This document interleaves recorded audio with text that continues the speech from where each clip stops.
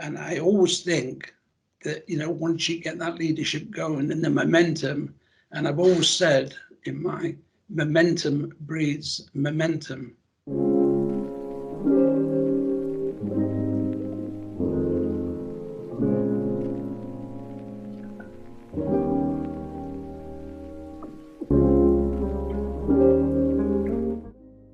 Well, it's the military environment. Obviously, it's totally different from the civilian environment.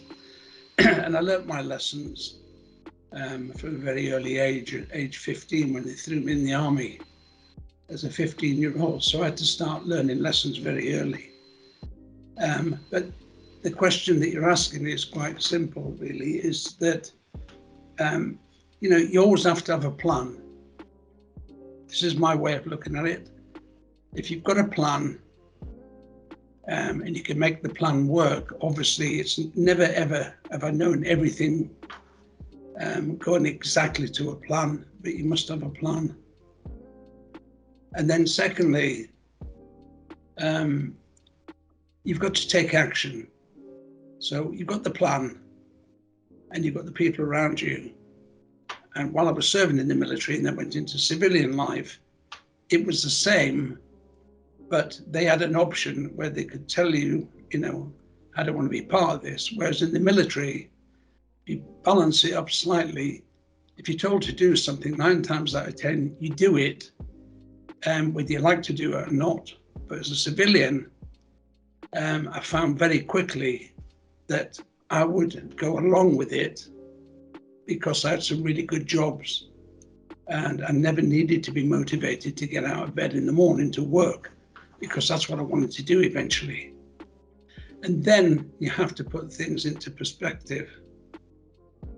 It doesn't matter what the job is, what the plan is, what action you've taken, but actually you need to have everything in perspective to make it work, or make it work as best you can.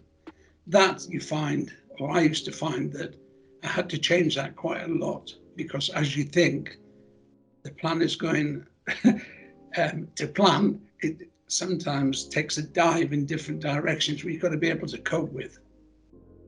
So if you can, try to identify the obstacles that may be in front of you. Then if you can't identify them before that, then identify them as you go along and change accordingly. And it might mean you have to change your plan, but don't be frightened to change the plan if it works. And lastly, on this one, I really think that with a plan, you have a mission somewhere. And the mission could be anything. I've dealt with lots of missions, as you probably know from what you've seen about me. But you have to keep, when you're in that perspective, and you maybe have other people that you're hoping are going to be part of the plan to make it work, everybody has to be kept and focused on the mission, whatever the mission is. Because ideally, whatever plan you've got, you want to achieve the mission.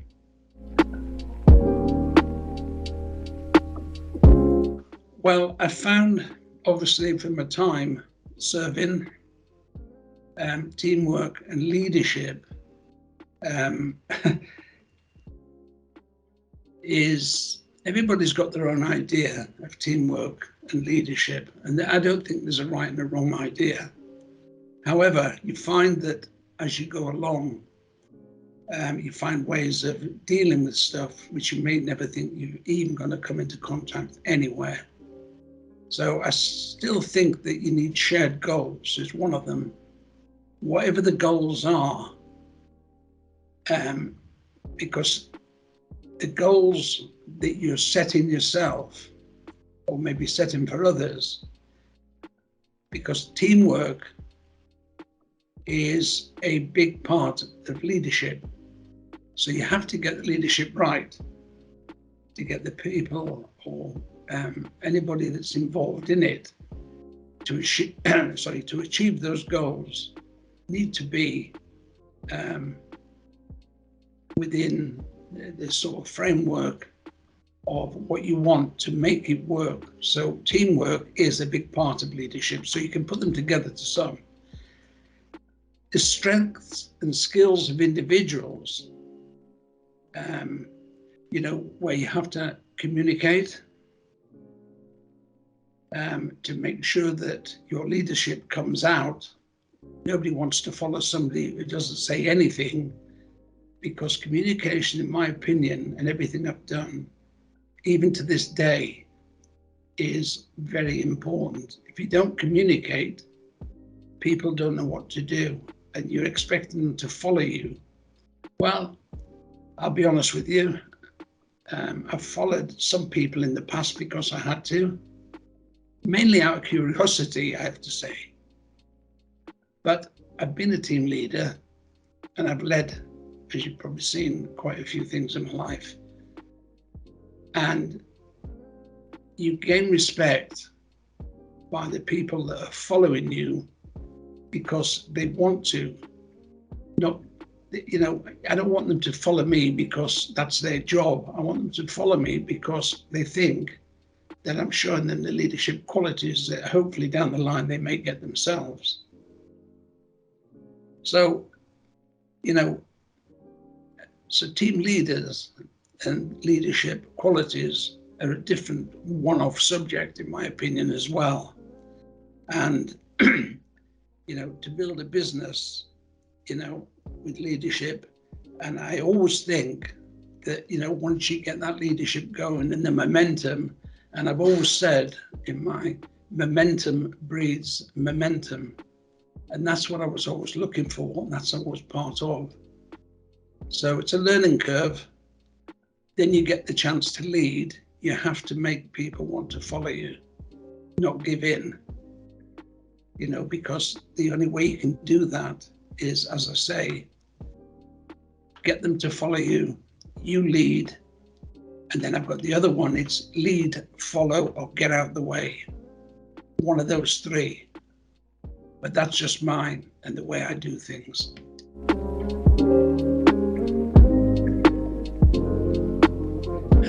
I've been asked questions about the no gloves bit forever and a day. Poignant's got a lot of meanings, hasn't it? So I'm going to take one of the meanings, mixed emotions, if you like. And whether they think it's poignant or not, that was taken by a police sniper the day we went to rescue the hostages. I didn't know that picture had been taken till afterwards. And the fact is that as a team leader that day, I'm the guy who led the blue team to rescue the hostages. I left my gloves on the table before we came out to do the final assault to rescue the hostages. So that was taken, and I had no gloves on. The reason I had no gloves on was actually because I left them on the table while I was watching the snooker, would you believe? Yeah. Alex Higgins was playing in the final. And as I came out at the last, I didn't have my gloves. They weren't tucked down my body armor where they normally were. They were on the table, but I wasn't going to go back and get them. That's for certain. I only realized once I got out the door, it was too late. So I had to go through the mission with no gloves on. And from that day to this, they're noted as the most famous hands in SAS history, all because of a simple mistake. I forgot to wear them. So as the emotional side of it, I didn't even think about it, not at all. I did my job. I did it with no gloves on. Accident. But after all these years, it is still talked about, and nearly every single event I do, people ask me about emotions and stuff. I was never very emotional. I had a job to do, and I'd done it to the best of my ability. But I was working with some really top-class guys, all motivated, self-motivated. And that's what happened, Megan, to this day. It's still a big talked about point but it was an accident. So you can look at that whichever way you want.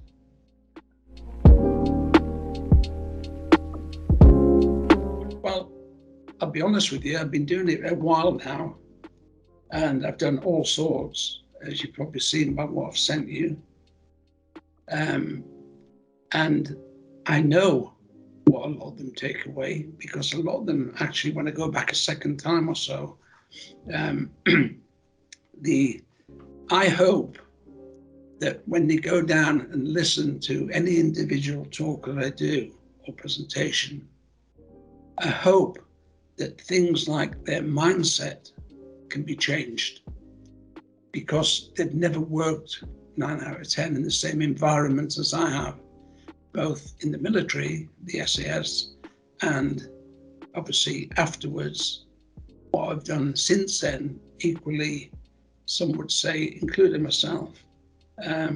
Wow, how do you keep doing that? First of all, get the mindset right. And, you can go out and achieve whatever you want to achieve. And I can tell you that because I've done it. And that's one of them. Leadership qualities, that's sometimes when they come out and they send you a message later, Rusty, thanks for that, this, that, and the other, and so on. It's that they feel that when they've seen and heard what's gone on and how it sounds simple, it's as simple as you want it. I keep things in KISS, KISS. Keep it simple, stupid. Don't complicate anything. Keep it simple. So the leadership qualities I'm hoping they can find if they didn't have them. And certainly motivation. I've motivated lots and lots of people, and it's given them inspiration to go on and do things, that they possibly themselves never thought they could do, but I've helped them do it. I'll say again, communication is top. You've got to be able to communicate to the public, to whoever you're talking to, and try to talk at their level and your level, rather than trying to complicate stuff. That way you gain respect. You have your own integrity, which you hope when you live that, when you leave that event, whatever the event is, and you go back and you get on the train, you get in the car, and you go back and you start, I do anyway, I think, and then you get the messages, which mean an awful lot afterwards, Megan, to say, really enjoyed that, Rusty, this, that, and the other, when you're coming back. Things like that mean an awful lot. But I always say to them, when you leave here, you've got to dig in. It's not going to come, it won't be on a plate. And I'm not going to go into politics of how things have changed with whatever you want to call it these days. I'm going down the lines as I've always done. And I try to keep everything simple. And that's what they get. But at the end of the day, Megan, they get the best advice I can give them. And I don't get any complaints. That's the first thing. And that means an awful lot to me.